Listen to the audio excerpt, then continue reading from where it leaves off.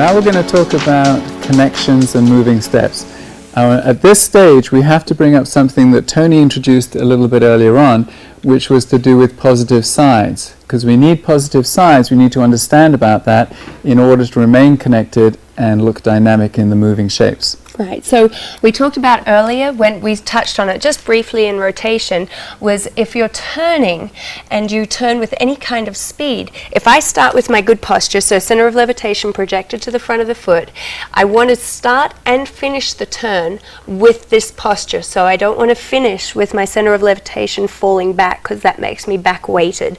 So if I turn with any kind of speed and I have my shoulders and my hips and my feet square right now, by the time I keep going, momentum automatically pulls me off my foot. Over. Yeah, so the turn, that movement keeps pulling me, so I fall and my center of levitation falls backwards. So that's hard to control. Exactly, so you lose balance. So now, to keep balance, which is through a good frame, a good center, is I wind up through the right side if I was going to turn to the right. So you can see right now my shoulders and my hips are square. Now you can see my shoulders and my hips, they're starting to wind up to the right.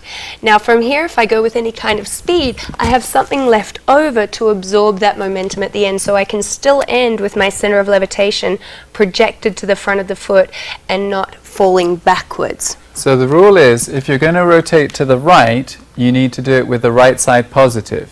If you're going to turn to the left, you need to do it with the left side positive.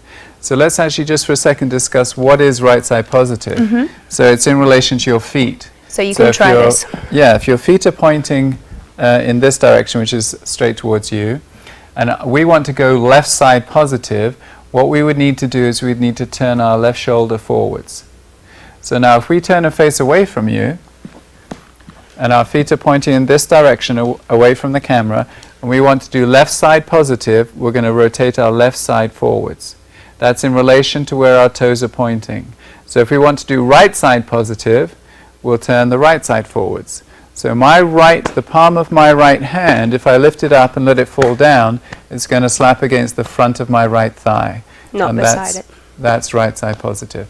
Okay. Okay, so that's what it means. So how do we translate that into actually something that we would do as a couple? Right, so what's happening when we're dancing is we're moving with power, we're turning, and we're doing that as a couple. So we need to still maintain balance as we're moving and turning. So we don't want momentum to pull us to square, which would do two things to us. One, it would pull us off balance pretty easily and you're holding on by your toenails.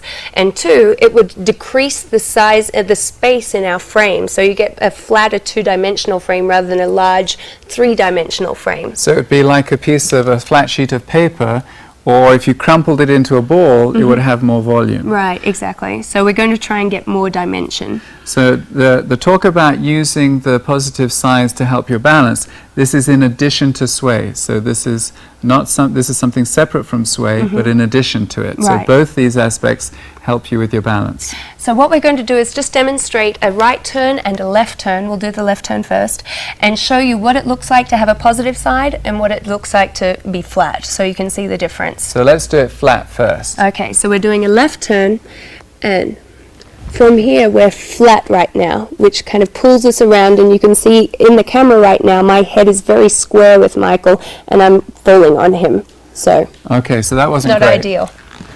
So let's try it with the left side positive. So as we turn, in order to get the left side positive here, I'm going to turn through my feet more than my top. So we're just keeping a wind up through the frame. So you can see now that there's a much greater volume in our frame. So if this was square, we've gone flat.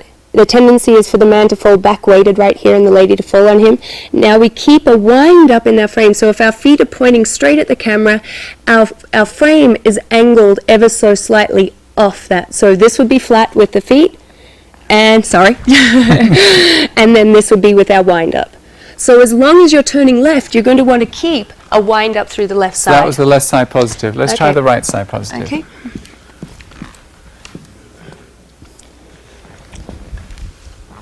So this is now correct. So we have a right side positive here. So now if we go to flat, you can see again I've like crossed Michael's space, we've come close to each other, and we've turned, and momentum will keep pulling us in that direction.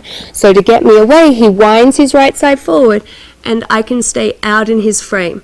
And we would maintain that all the way through right turning figures. So that's a much more dynamic look, because it's more three-dimensional as opposed to two-dimensional. Okay, so that's connection with positive sides. And now next we're going to go into moving around the floor. Now that we know how to turn right and left without losing balance and without losing dimension, we're going to now go into all different holds. Okay.